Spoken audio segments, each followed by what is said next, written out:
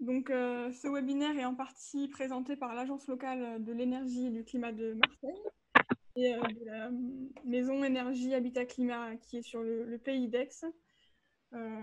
Ensemble, nous assurons du coup un service gratuit et neutre sur la rénovation énergétique du logement qui se traduit du coup par des conseils techniques, des ateliers, des webinaires comme celui-ci, des visites de sites ou des référencements de professionnels. Tout ça du coup dans le but de rendre plus performant votre rénovation énergétique. Avec l'ADIL, donc, nous faisons partie du réseau FAIR, FAIR, donc faciliter, accompagner, informer sur la rénovation énergétique des logements. Je vais donc du coup laisser Monsieur Armand présenter sa structure qui est l'ADIL. Bonjour à tous. Donc, l'ADIL est une association qui a pour vocation à offrir au public un conseil juridique, financier et fiscal sur toutes les questions relatives à l'habitat. À ce titre, nous dépendons d'un réseau national, l'ANIL, qui couvre pour une bonne partie des départements de France les structures départementales, donc les ADIL. Dans le cadre de ces missions, l'ADIL reçoit les particuliers sur un total de 40 lieux d'accueil, que ce soit notre siège sur Marseille ou nos différentes permanences à travers le département. Alors, bon, c'est vrai que cette année, c'était un petit peu compliqué de nous rencontrer sur les lieux de permanence avec le contexte actuel, mais si tout va bien, en 2021, vous pourrez nous retrouver à travers tout le département sans souci. Donc pour plus d'informations sur nos différents lieux et nos missions plus précises, je vous renvoie vers notre site adil13.org où vous retrouverez toutes les informations nécessaires.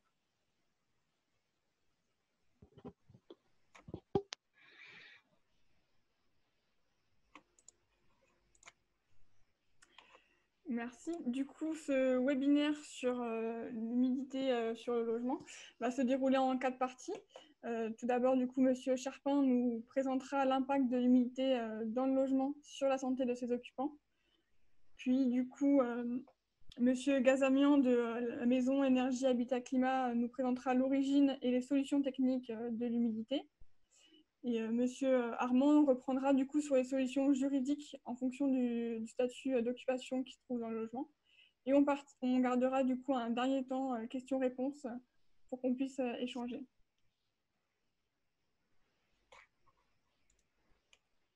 Je laisse donc la parole à Monsieur Charpin sur la santé des occupants.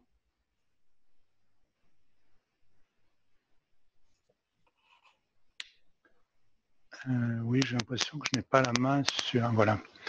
Voilà, je me présente en quelques mots. Je suis médecin pneumoallergologue, professeur émérite à Aix-Marseille Université.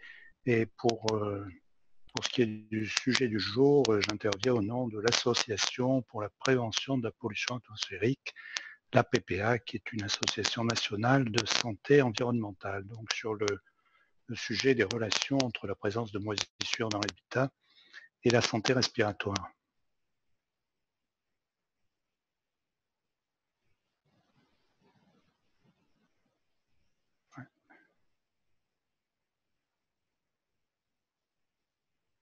Voilà.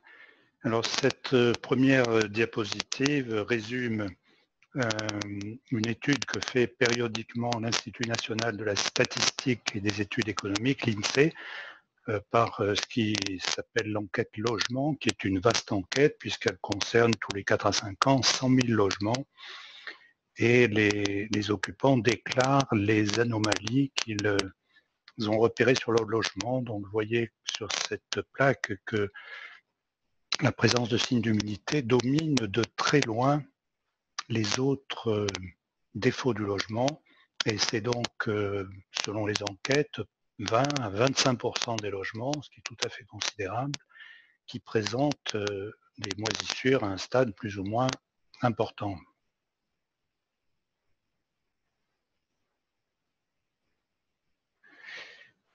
Ces enquêtes sont aussi réalisées au niveau européen et là vous avez ce travail où on voit le pourcentage de logements selon les pays qui présentent des moisissures. Donc la moyenne européenne est à 15%, comme on le voit par le trait orangé, et la France est tout près de la moyenne européenne, par cette étude, autour de 13%, des logements. On voit par ailleurs que le classement des logements ne se fait pas au hasard, puisque les pays les moins concernés sur la gauche de la figure sont les pays scandinaves, et à droite, au contraire à l'extrême droite de la figure, les pays les plus concernés sont des pays du sud de l'Europe. Donc il y a une première notion qui est importante, c'est que l'air dans les pays du sud, donc un climat plus doux et plus humide, il contient davantage de vapeur d'eau, et cette vapeur d'eau a davantage tendance à se condenser sur les surfaces.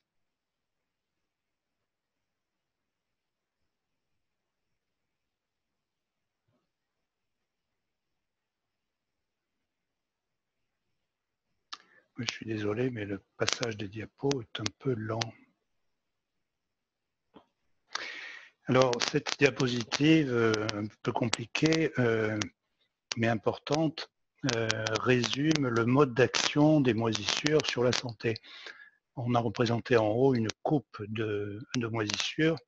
On voit la paroi en gris tout autour, et puis des substances à l'intérieur. Alors, ces substances, on peut les lister, parce que c'est important. D'abord, les antigènes qui sont responsables des réactions allergiques, puis des enzymes qui sont des substances agressives pour les cellules, des mycotoxines qui, comme leur nom l'indique, sont des toxiques issus du métabolisme de la moisissure, et puis les composés organiques volatiles, M pour microbiens. Donc des composés organiques volatiles microbiens sont des substances volatiles qui sont d'ailleurs responsables de l'odeur de moisi dans les logements et qui ont une action irritative, pro-inflammatoire vis-à-vis de l'organisme humain.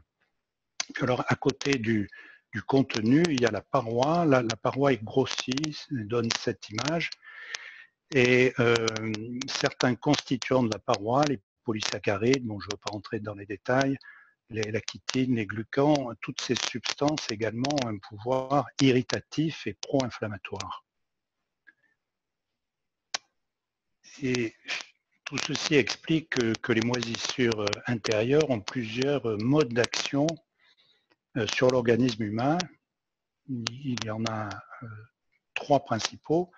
Le premier, c'est les moisissures sont des organismes qui font partie des agents infectieux, et notamment moisissures qu'on appelle aspergillose, qui se diffusent et qui se propagent particulièrement chez le sujet immunodéprimé par une maladie, par exemple comme le sida, ou immunodéprimé par un traitement immunosuppresseur, comme par exemple la cortisone prise sur de longues périodes. Donc, premier mécanisme très particulier. Deuxième mécanisme, l'action toxique ou irritative. Je l'ai déjà avancé sur la précédente diapositive, par les mycotoxines, par les composés organiques volatiles et les glucans. Troisième mécanisme, le mécanisme immunoallergique. Alors, je ne vais pas entrer dans les détails, mais tout ce qui est là-dessous relève du mécanisme immunoallergique, par exemple la rhinite en relation avec une allergie vis-à-vis des allergènes qui sont contenus dans les spores des moisissures, ou bien de l'asthme aussi en rapport avec une allergie vis-à-vis de ces moisissures. Le point important à retenir de cette diapositive, c'est que les mécanismes d'action sur l'organisme humain sont donc divers. Et à côté de l'allergie, il y a ces mécanismes irritatifs ou toxiques qui font que tout le monde, finalement, tout occupant d'un logement qui comporte des surfaces de moisissure étendues, peut avoir un retentissement sur la santé, peu importe qu'il soit allergique ou qu'il ne soit pas allergique. Alors en pratique, parfois on fait appel à des prélèvements quand on voit un logement qui comporte des moisissures. Vous voyez qu'il y a divers moyens de collecter ces moisissures. On peut aspirer l'air, ça s'appelle le biocollecteur. On peut aussi avoir une gélose au contact d'un mur qui prend l'empreinte finalement de la moisissure. Pour les parties difficiles d'accès, par exemple derrière un radiateur, on peut utiliser ces écouvillons. De façon très simple, on peut de façon très simple, on peut utiliser un scotch. Et donc le scotch, on va le poser sur le mur et ensuite on va l'appliquer sur une lame de microscope. On va colorer et faire un examen direct au microscope. Et on peut enfin faire une aspiration de la poussière. Donc tous ces échantillons sont incubés pendant quelques jours à température 25 à 30 degrés Celsius et puis on procède à l'identification de la moisissure.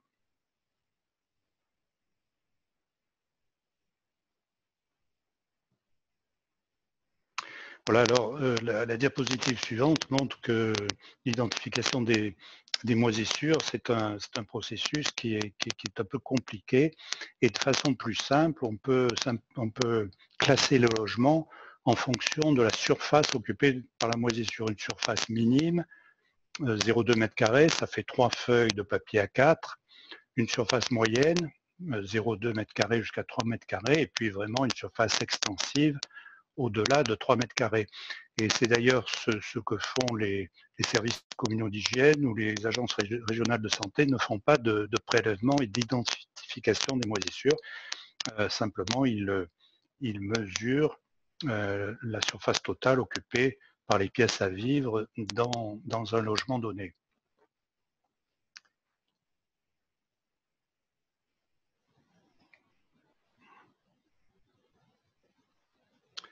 Alors, il y a eu de très nombreuses études, qu'on appelle études épidémiologiques dans les populations, depuis, vous le voyez, depuis au moins l'année 2007. Et ces études, oh là ça saute.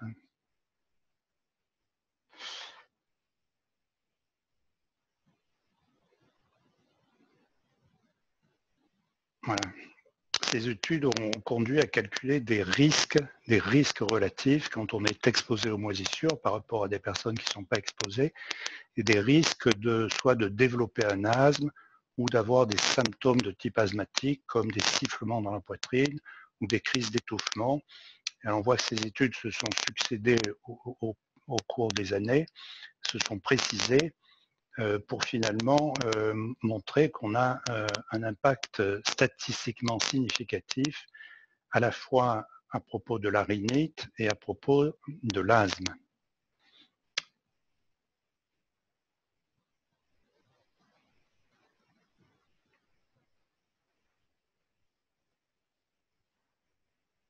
Toutes ces études ont donné lieu à des recommandations de divers organismes, par exemple de l'Organisation mondiale de la santé, et puis en France, de l'Agence nationale de sécurité environnementale, c'est ce que vous avez sous les yeux.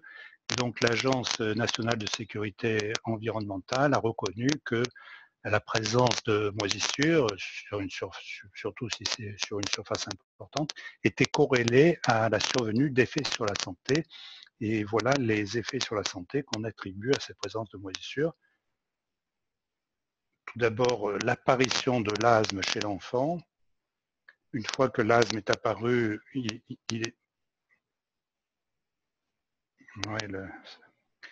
une fois que l'asthme est apparu, il se trouve qu'il est moins bien contrôlé si l'enfant vit dans un logement avec des moisissures. Au plan des lieux de travail également, on a reconnu que le fait de travailler dans un local qui est contaminé par les moisissures favorise le développement de l'asthme. C'est la même chose pour la rhinite allergique. Vous voyez aussi qu'on a des conclusions qui sont un peu inquiétantes quand même, puisque on reconnaît que la présence d'un enfant, le fait pour un enfant de vivre plus de 2 ans dans un logement où il y a présence de moisissures en surface importante, entraîne des altérations de ses fonctions cognitives, c'est-à-dire de ses fonctions d'apprentissage. Alors, ces effets sanitaires dépendent de plusieurs facteurs. Bon, on a déjà cité par rapport au logement le degré de contamination. C'est sûr que ce n'est pas pareil de vivre dans un logement. Je suis désolé, mais les diapositives sont instables.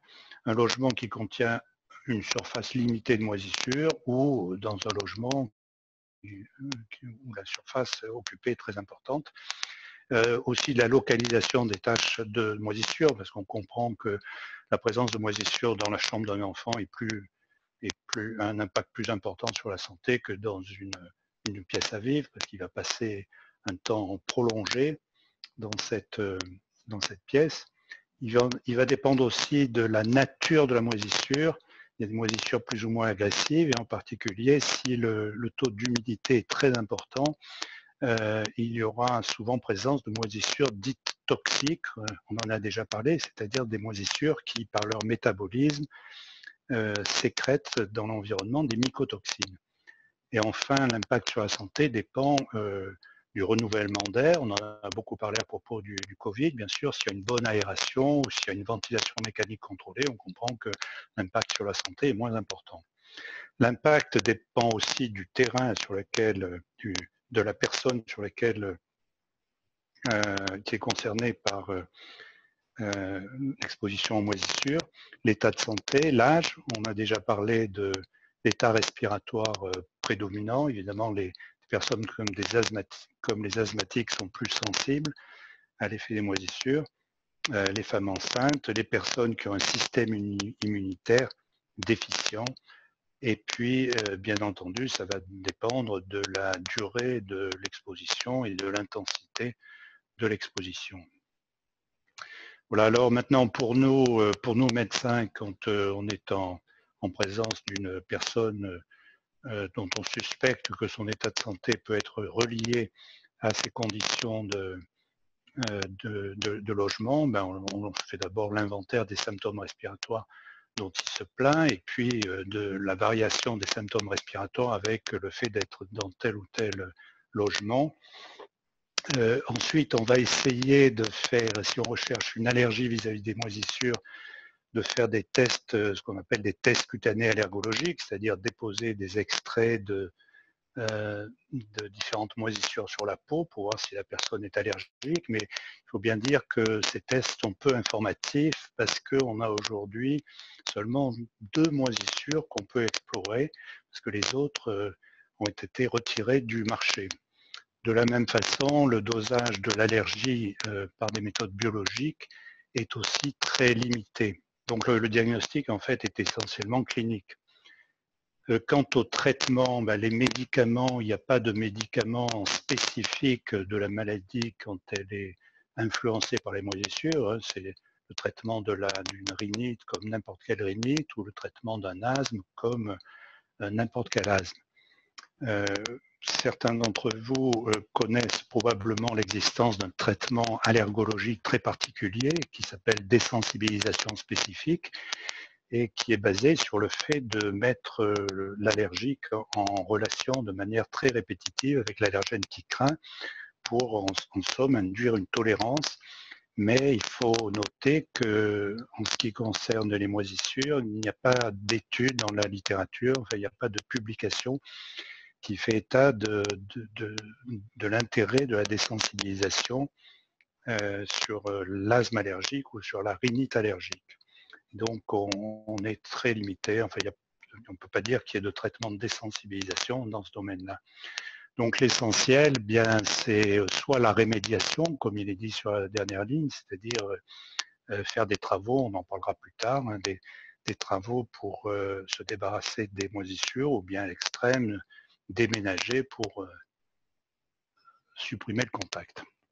Voilà, donc ce que j'ai voulu montrer brièvement dans ce petit exposé, c'est qu'un grand nombre de nos concitoyens sont exposés à ces moisissures dans leur domicile, qu'il peut y avoir un impact sanitaire chez tout le monde, même si la personne n'est pas allergique, du fait des propriétés irritatives et parfois toxiques de ces moisissures.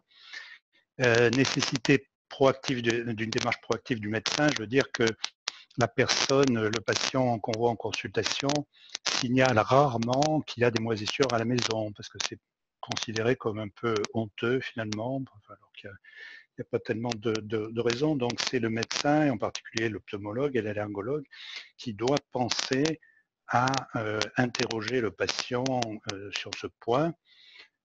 Et puis le dernier point que je n'ai pas abordé jusqu'à maintenant, c'est qu'il y a dans certaines zones géographiques, et c'est le cas de Marseille, d'Aix-en-Provence, il y a un service gratuit pour le public de visite à domicile quand elle est demandée par le médecin qui suspecte que l'état de santé du patient qu'il a en face de lui peut être influencé par ses conditions de logement.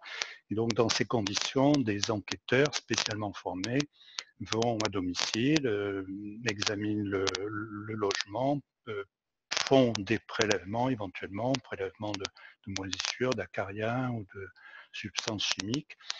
Et ensuite, selon les cas, alors donne des conseils à l'occupant, bien entendu, mais parfois la situation est complexe et il faut faire intervenir d'autres partenaires, d'autres associations pour déterminer quels sont les travaux nécessaires, chiffrer ces travaux et puis faire intervenir des professionnels, des ouvriers, conseiller le propriétaire pour éventuellement obtenir des aides financières pour l'aider à remettre son logement en état. Voilà, donc je vais m'arrêter là et je suis bien sûr tout à fait disposé à répondre aux éventuelles questions à la fin de la séance.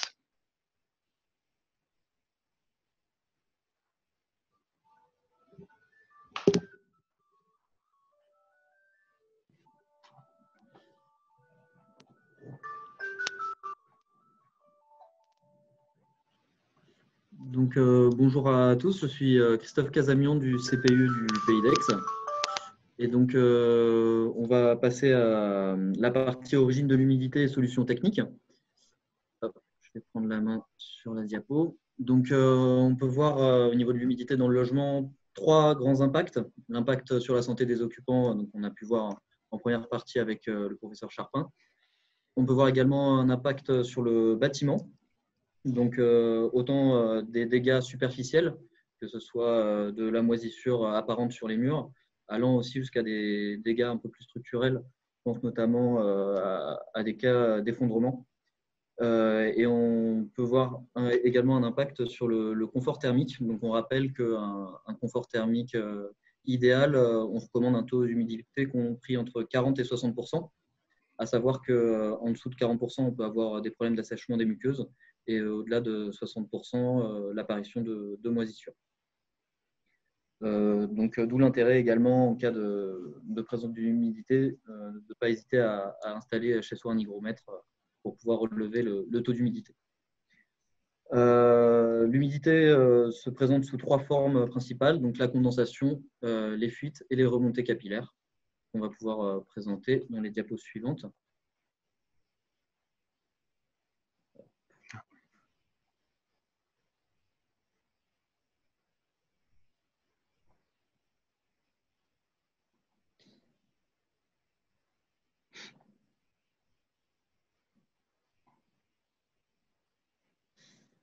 Donc, on va commencer par la condensation. Donc, finalement, la condensation, ça part du présupposé que l'air contient une certaine quantité d'eau sous forme gazeuse et que cette quantité d'eau est variable en fonction de la température et de la pression. Donc, à pression constante, ça va être surtout la température qui va jouer. Et plus la température va être élevée, plus l'air va être en mesure de contenir de l'eau sous forme gazeuse. Donc, finalement, les conditions d'apparition de la condensation, c'est un taux d'humidité supérieur à 60%, c'est-à-dire proche de la saturation d'eau à l'intérieur de l'air, et une température de paroi dite faible, c'est-à-dire une différence de température qui fait en sorte que finalement l'air ne peut plus contenir cette eau sous forme gazeuse et la libère sous forme liquide au niveau de la paroi. Donc, ça se manifeste par des moisissures, souvent en partie haute et aux angles des murs. Finalement, là où le delta de température ou la différence de température est la plus importante. On peut aussi parler des ponts thermiques, donc on va dire des défauts d'isolation qui peuvent être structurels au bâtiment et qui sont des espaces sensiblement plus froids où la moisissure va avoir plutôt tendance à se manifester. Par rapport à la condensation, du coup, les solutions techniques, tout d'abord l'installation ou la révision de la ventilation mécanique contrôlée. Donc une ventilation mécanique contrôlée, on va en avoir de différents types. On peut avoir des simples flux, hygroréglables, autoréglables, des doubles flux. Ce n'est pas forcément l'objet en fait, du webinaire. Ce qu'il faut retenir, c'est plutôt que ça permet un renouvellement de l'air, c'est-à-dire d'évacuer l'air vicié et de laisser entrer un air sain dans le logement. Et également l'évacuation de l'humidité, ce qui permet un taux inférieur à 60% à l'intérieur du logement. Concernant le fonctionnement même de la ventilation, finalement, c'est dans les pièces telles que les chambres ou le salon. On va avoir au niveau des menuiseries, en principe, des réglettes, donc des bouches d'entrée d'air qui vont laisser passer l'air à l'intérieur du logement. Et dans les pièces dites humides, je pense notamment aux toilettes, à la salle de bain et à la cuisine, on va avoir des bouches d'extraction qui vont aspirer cet air-là. Au niveau des bouches d'extraction, d'ailleurs, on recommande, si vous avez un doute sur le fonctionnement de la ventilation, de mettre un papier devant et de voir en fait, si le papier est bien aspiré par la bouche, ce qui montrera donc, son fonctionnement.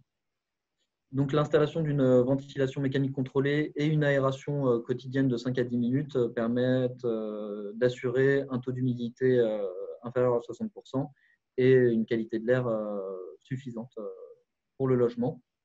Donc, ça, c'est dans un premier temps. Dans un second temps, si il n'y a plus de traces de moisissure et si la ventilation fonctionne, on peut parler de l'isolation des parois. On a pu voir que la température est un des facteurs, la température de la paroi est un des facteurs d'apparition des condensations. Donc, plus la température finalement de la paroi sera haute et moins on aura de soucis de condensation au niveau de la paroi. Mais voilà, s'assurer vraiment que la paroi n'est plus humide et ne surtout pas isolée sur une paroi humide. Donc, c'était le premier type première forme d'humidité. Et on poursuit du coup avec les fuites. Donc là, on va avoir en fait deux types de fuites. On va avoir les fuites extérieures, donc liées à un défaut d'étanchéité à l'eau du toit ou des murs, ou intérieures, donc liées à un problème de tuyauterie. Par rapport à ce dernier, nous on recommande du coup de faire des tests au compteur, c'est-à-dire pour s'assurer de ne pas avoir de fuite. On fait un relevé de compteur la nuit avant de se coucher de tous les numéros. On se couche, on ne consomme pas d'eau et le lendemain matin, on refait un test et si les chiffres ont changé, on peut se douter qu'il y a une fuite à l'intérieur du logement. Donc finalement, les manifestations pour les fuites, c'est plutôt des ruissellements, des gouttes, du goutte à goutte. Et les solutions techniques, ça va être plutôt la révision de l'étanchéité à l'eau de la toiture ou du mur en cas de fuite extérieure et la révision de la tuyauterie en cas de fuite intérieure. Et on poursuit finalement avec la dernière manifestation qui va être les remontées capillaires. Donc là, c'est de la migration de l'humidité dans un mur en contact avec un sol humide et du fait de la structure poreuse du matériau qui les constitue. On prend souvent l'exemple du sucre dans le café. Finalement, quand on met un sucre dans le café va remonter à travers les pores du sucre, s'opposant du coup à la gravité. Et on peut voir également là, sur le schéma de la diapositive que, en fonction de la taille du capillaire, donc dans le schéma en bas à droite, l'eau va plus ou moins remonter. Donc finalement, c'est quelque chose qui va dépendre notamment de la taille des pores et des capillaires. Les conditions d'apparition du coup sont un sol humide et le fait que l'humidité remonte par les pores du mur. Par rapport à ça, les traces d'humidité sont rarement au-dessus d'1 mètre au-dessus du sol. C'est-à-dire que ce sont des traces qu'on va trouver plutôt au rez-de-chaussée et rarement au-delà d'1 mètre au-dessus du sol parce que finalement, la capillarité ne fonctionnera pas au-dessus. Donc, ça permet aussi, en fonction de la localité, de se douter et d'identifier l'une ou l'autre des 3 formes présentées. Au niveau des solutions techniques, donc on peut voir l'injection de résine, c'est-à-dire que dans le mur, on va injecter de la résine qui va se plastifier au contact de l'eau et rendant du coup la paroi étanche. On peut voir également la mise en place de drains périphériques, c'est-à-dire qu'autour du mur, on va mettre un drain, un tuyau qui va évacuer l'eau, l'humidité du sol vers un autre endroit pour éviter qu'elle remonte par le mur. Il y a encore d'autres solutions techniques, mais là, c'est vrai que c'est assez technique. Et nous, ce qu'on recommande, c'est de contacter un professionnel ayant la qualification Calibat 1542, assèchement des murs par traitement des remontées capillaires. Et dans tous les cas, nous, ce qu'on recommande, c'est vraiment de contacter un conseiller fer qui pourra du coup vous indiquer des professionnels à contacter et faire aussi le point par rapport aux problématiques que vous rencontrez liées à l'humidité. Et n'hésitez pas du coup à poser des questions dans le chat et on pourra y revenir à la fin de la présentation.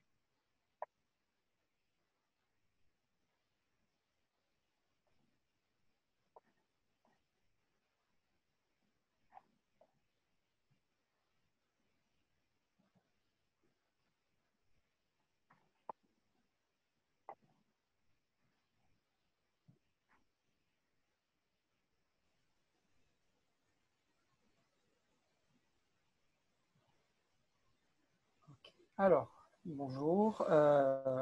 Donc là maintenant, on va vous présenter les aspects juridiques pour traiter tout ce qui est question d'humidité et de façon plus globale, tous les problèmes liés à la décence dans le logement, que ce soit en tant que locataire ou en tant que propriétaire occupant de votre bien.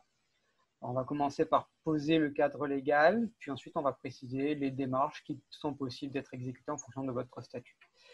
Alors, commençons par avoir les définitions de décence et de salubrité. Il faut savoir que c'est un concept et des définitions que l'on va retrouver pour définir un logement décent. Et donc, à contrario, on permet de comprendre la définition d'un logement non décent ou indécent. Alors, il y a notamment l'article 6 de la loi du 6 juillet 89 sur les rapports locatifs qui va donner une bonne définition d'un logement décent. C'est un logement qui ne présente pas de risque pour la sécurité physique et la santé des occupants. Il est pourvu des éléments de confort habituels, il répond à des critères de surface minimale et de performance énergétique, et il est exempt de toute infestation d'espèces nuisibles et parasites. Donc ça, c'est, on va dire, le texte de base. De façon plus spécifique, il y a ensuite le décret du 30 janvier 2002 qui vient fixer des caractéristiques plus détaillées d'un logement décent.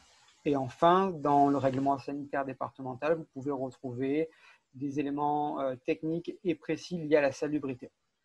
Donc, ce sont en fait les trois textes de référence pour définir si un logement est décent et salubre. Ouais.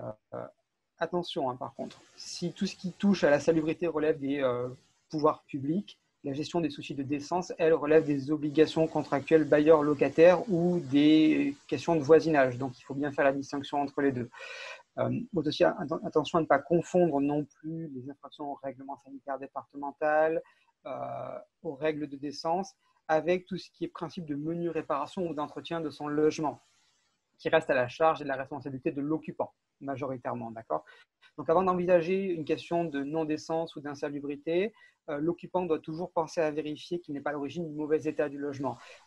Défaut d'entretien des VMC, le fait de boucher les ventilations, de ne pas changer ou entretenir les 20 fenêtres correctement, ce sont des éléments qui peuvent entraîner finalement, alors de façon plus ou moins importante selon le logement, et il n'y a pas que ça, comme on a pu le voir au préalable, mais ça peut entraîner des problèmes d'humidité. Donc, toujours bien penser à vérifier ce premier point et ensuite se dire, bon, ce n'est pas ça, c'est qu'il y a une cause externe et on va la chercher. Donc, comment on fait lorsqu'on est locataire ? Hop, attendez, ça...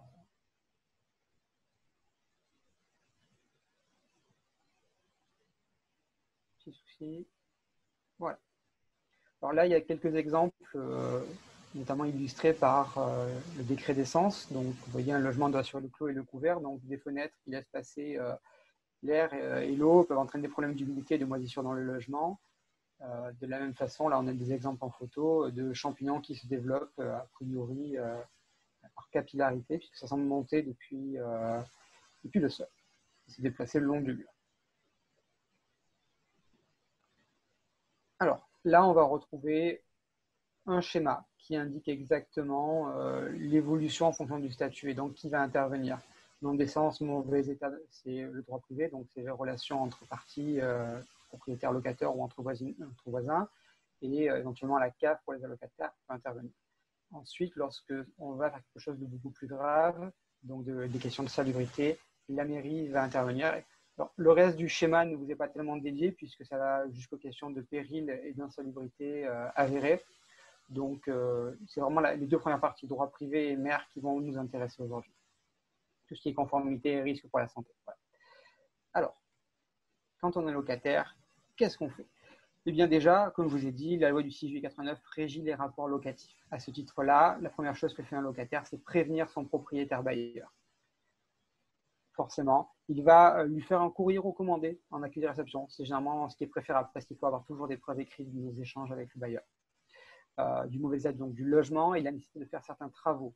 Il faut bien penser à les détailler par précaution quand même. En cas d'urgence, si c'est vraiment des travaux urgents, on fait un mail ou un coup de téléphone qui sera ensuite suivi par un courrier recommandé. On pense à prévenir au plus vite le propriétaire et lui demander d'intervenir rapidement. Mais on privilégie l'écrit au maximum, d'accord? Si le propriétaire accepte d'effectuer les travaux après visite ou envoi d'un professionnel, on pense à réaliser un écrit, là encore, qui va détailler la nature de l'engagement, les prestations à exécuter, leur date de début, leur date de fin, et on pense à conserver tous ces éléments, parce qu'on ne sait jamais, le propriétaire peut finalement revenir sur sa décision ou finalement ne jamais répondre aux demandes du locataire. Dans ce cas-là, que se passe-t-il si le bailleur ne répond pas ou n'est pas d'accord avec les demandes qui sont effectuées? Si suite au courrier recommandé de mise en demeure, le bailleur n'a pas réagi, il y a différentes options qui vont s'offrir au locataire. Première démarche, eh bien, saisir un conciliateur de justice ou la commission départementale de conciliation. Alors, ce n'est pas un prérequis, cela dit, c'est fortement recommandé puisque ça a une bonne utilité. Premièrement, ça reste gratuit, donc c'est plutôt quelque chose d'intéressant vu qu'on n'engage pas de frais. Deuxièmement, c'est une résolution amiable du litige qui va trouver un écho favorable auprès des tribunaux si ça devait aller plus loin. Si jamais un accord est trouvé, eh bien, il est entériné par un écrit là encore et les deux parties vont le respecter. Le but vraiment du conciliateur ou de la commission, c'est d'essayer de faire respecter la loi autant que possible, mais de faire en sorte que les parties trouvent un consensus et arrivent à la résolution du litige qui les oppose. En cas d'échec, dans tous les cas, le compte-rendu de non-conciliation sera une preuve complémentaire au vu du passage devant les tribunaux. Donc, si le propriétaire, ça bloque vraiment jusqu'à ce stade, à ce moment-là, tribunaux. Et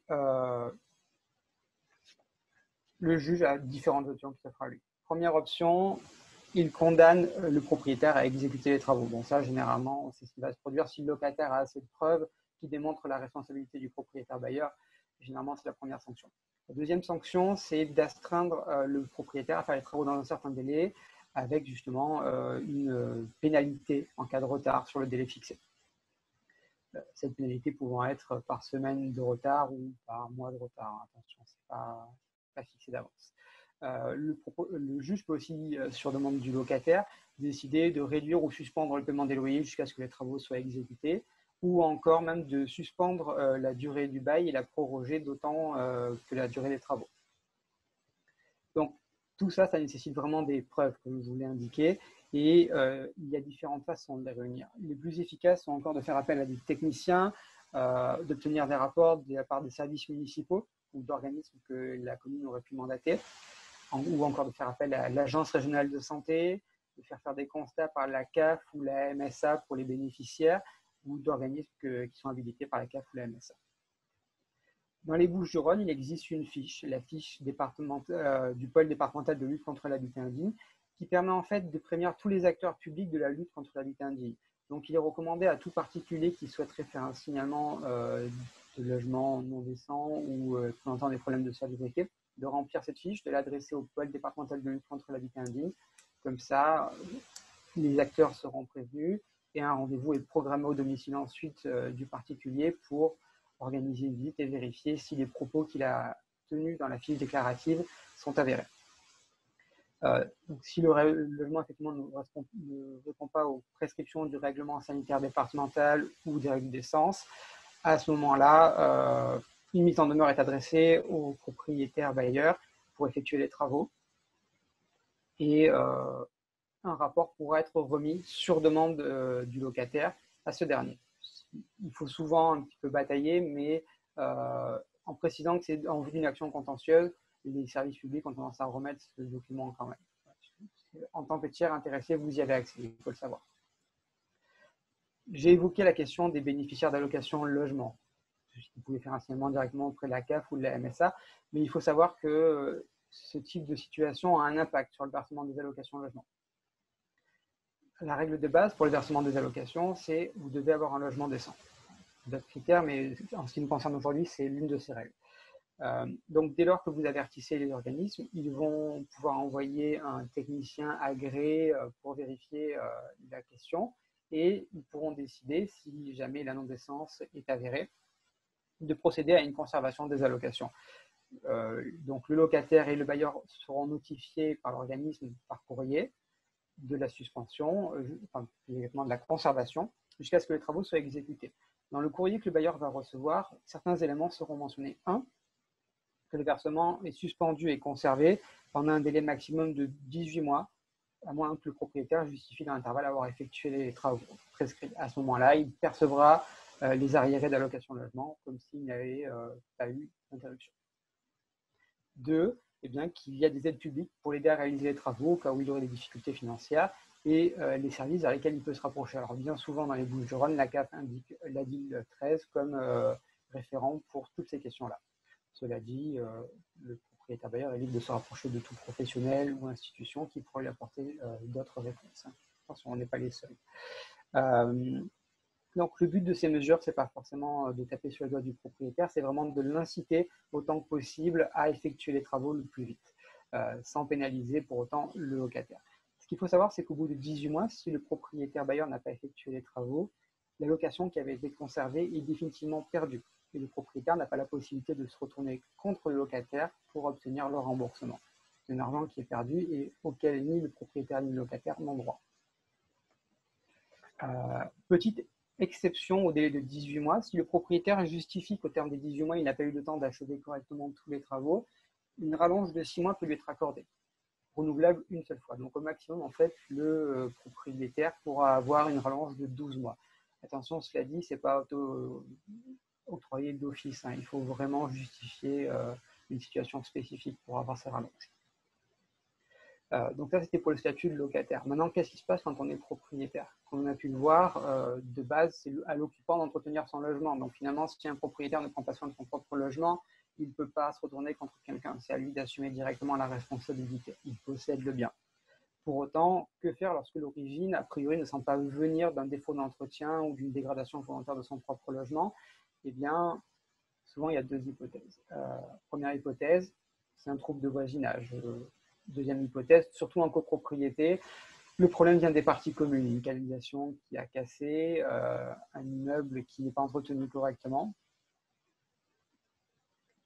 Ça ne veut pas. Ah, ça a du mal.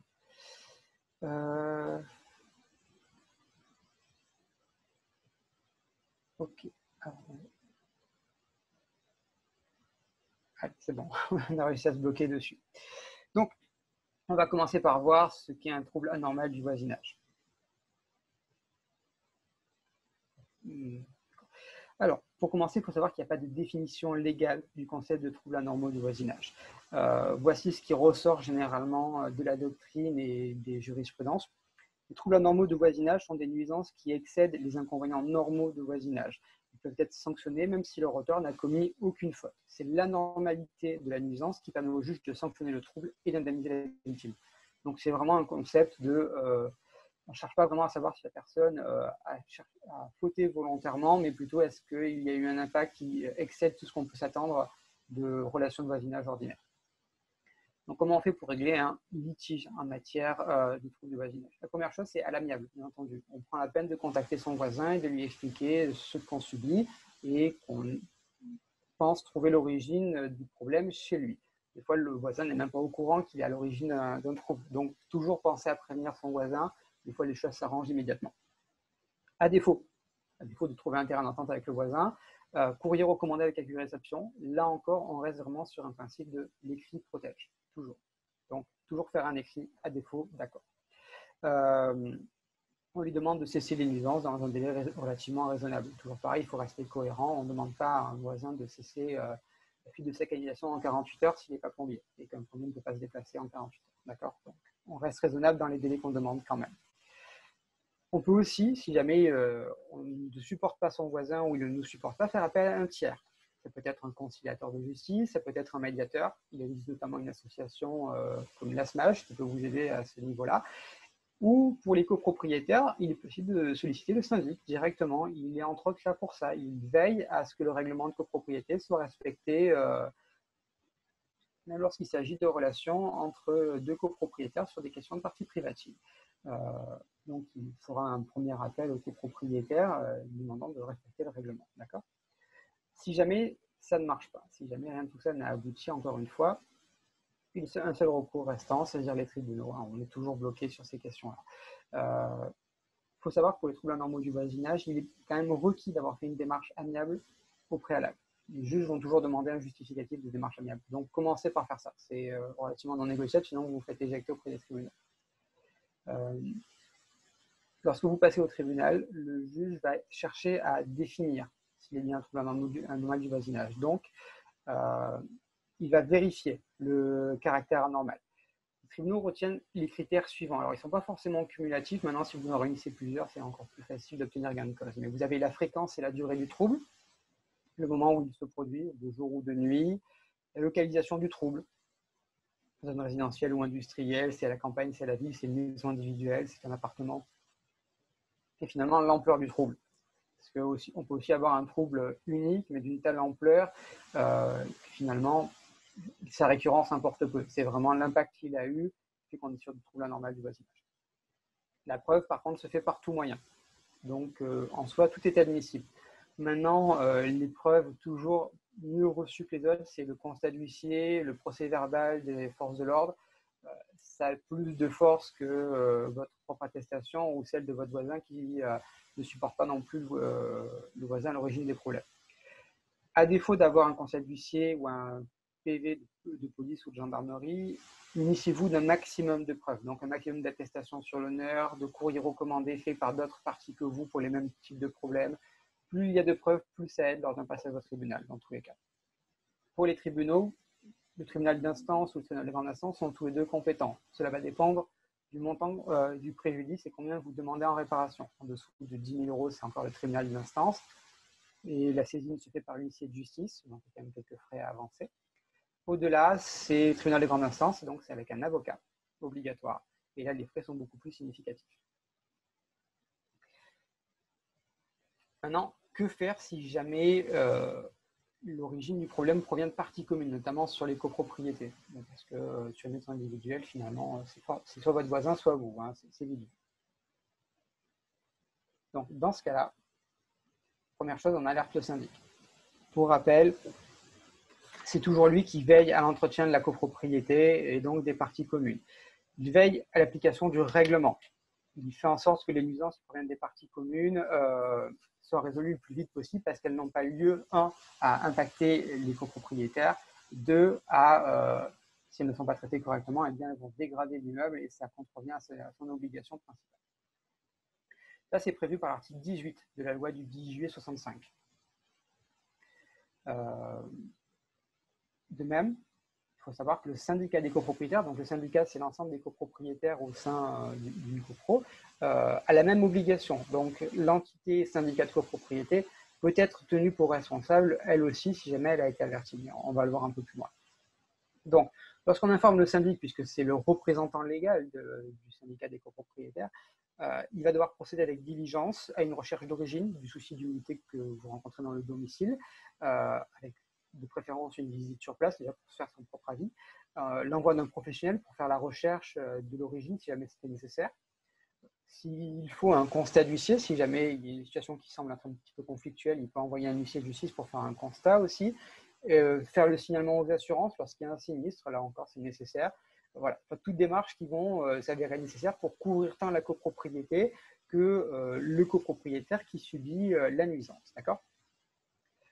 Une fois que le problème est trouvé, eh bien, il fait procéder, alors toujours pareil, dans le cadre qui lui est permis par la loi du 10 juillet 65, celle qui régit les rapports en copropriété, eh bien, aux réparations nécessaires. Alors, si c'est dans ses capacités, il le fait faire d'office. en fonction de ce que le règlement ou les assemblées générales de copropriétaires lui ont permis de faire, il va peut-être nécessiter à convoquer le conseil syndical au préalable ou organiser une assemblée générale pour faire voter les travaux, selon l'ampleur que ceux-ci peuvent prendre. Donc, ça rend les démarches plus longues et plus lourdes, mais tant que le syndic agit avec diligence, on va vers une résolution du litige. D'accord ? Maintenant, qu'est-ce qui se passe si finalement le syndic, on lui signale et il ne fait rien ? C'est des courriers recommandés, de mise en demeure, et cela reste infructueux. Dans ce cas-là, on va souvent se retrouver avec des actions similaires à ce que on fait en cas de trouble anormal du voisinage. Donc, démarche amiable avec un conciliateur ou un médiateur au préalable. Si ça n'aboutit pas, tribunal. Alors, là encore, c'est tribunal d'instance pour moins de 10 000 euros, tribunal de grande instance pour plus de 10 000 euros. Il faut savoir qu'un copropriétaire qui est lésé dans ce type de situation peut agir tant contre le syndic que contre le syndicat des copropriétaires, puisque les deux peuvent être responsables ou un seul des deux peut être responsable, notamment si le syndic en fait n'a jamais averti la copro, il engage sa responsabilité professionnelle et un copropriétaire peut le poursuivre directement lui. Il faut aussi choisir d'attaquer le syndicat des copropriétaires puisque le syndicat des copropriétaires est tenu à la réparation des dommages causés aux copropriétaires par le défaut d'entretien des parties communes. Donc, sauf à démontrer que c'est le copropriétaire lui-même le coupable ou un cas de force majeure, et en gros un événement tellement imprévisible que personne ne pouvait s'y préparer et donc y faire face, eh bien, le syndicat des copropriétaires est responsable sur le fondement des articles 1382 et 1384 du Code civil du préjudice qui résulte du défaut d'entretien des parties communes. Donc, à ce titre-là, les deux peuvent être sanctionnés. Alors, c'est souvent compliqué de faire une double action puisqu'on attaque à la fois le syndic et le syndicat, mais il faut savoir que c'est possible. Souvent, on recommande quand même de faire une chose après l'autre pour éviter aux copropriétaires de se retrouver noyés sous les procédures. Donc, je pense avoir fait le tour des questions sur l'aspect juridique. Donc, je suis à votre écoute pour les questions, s'il y en a.